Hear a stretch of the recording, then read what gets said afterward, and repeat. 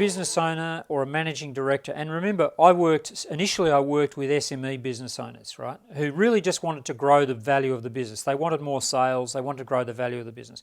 Then I started working with managing directors running 6, 7 and 8 figure businesses, and then I ended up working with CEOs. But in my field, it really doesn't matter what the size of the business is. What matters to me is the fact that if you're in a leadership or a management role, can you function effectively in that role as a manager or as a leader in a key role there? And if I go right back to when I started in coaching, there's endless numbers of books and courses that you can do on how to be a good manager and a good leader. And a lot of them, the theme is that you've got to copy what other successful managers have done, and it's usually down to qualities. You've got to be confident, you've got to be credible, you've got to be this, you've got to be that. And if I work with managers who've done training, they've gone on seminars and courses to learn how to manage or how to lead, they come away more confused than if they'd actually more confused than had they not done the course, if you know what I mean. So I cut my teeth as a coach working with high risk, high compliance industries, and this was leaders and managers working in probably the most stressful, high-pressured conditions that you can think of, like aviation or medicine or mining or law or EPA, for example, where if you make a mistake, on a good day you get fined, and on a bad day someone dies, they get injured or they die. So on a good day you get fined, and on a bad day someone dies. So you've got to think the decisions you're making in that environment are really, really high-pressured. So initially, I would teach them about qualities and traits that good managers have, and guess what I found?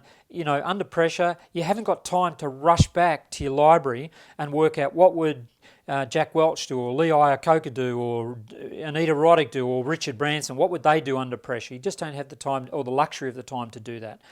So I started to watch what are actually highly effective leaders doing in their business, either managing or leading, but what are they doing? And I found there were 5 things consistently that I could observe. Number 1, they're really aware of what's going on. So I don't care what size your business is. Do you know what's going on? And when I talk to business owners everywhere on the planet, invariably the answer to that is they know exactly what's going on in their business. Their awareness is working perfectly. The issue is, though, do they respond to that awareness? Do they do something with it? So, for example, if you've got no sales, what do you think you should be doing? Most people are aware, I don't have enough sales right now. So, but respond to that. The second thing is that you should assert. So great managers and good leaders, they're asserting something. For example, if you employ a salesperson, we need more sales. You need to actually say, this is what I need. If you're a one-man band, you need to say, this is what I need. You need to assert, this is what's going to take me forward.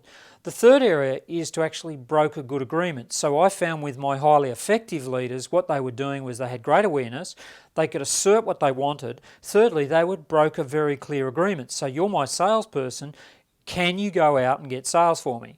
Or you're my production manager, can you make sure this runs effectively without any problems?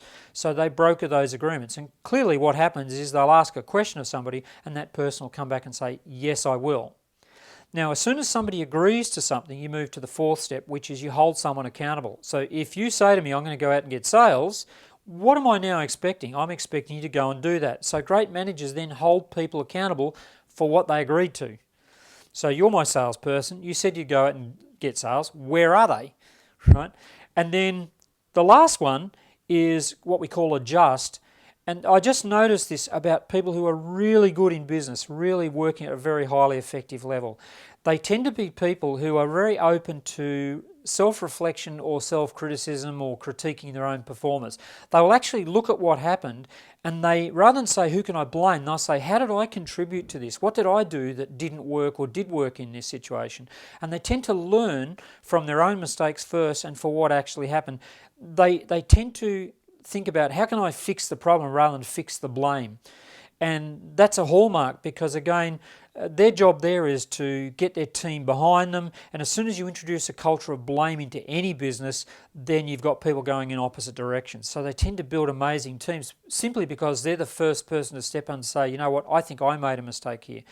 And I notice that again and again and again. They're aware of what happens. they can assert what they want, they can broker great agreements about what they want, they can hold people accountable, and if need be, they can reflect on what happened and adjust their own game so they get the result they want.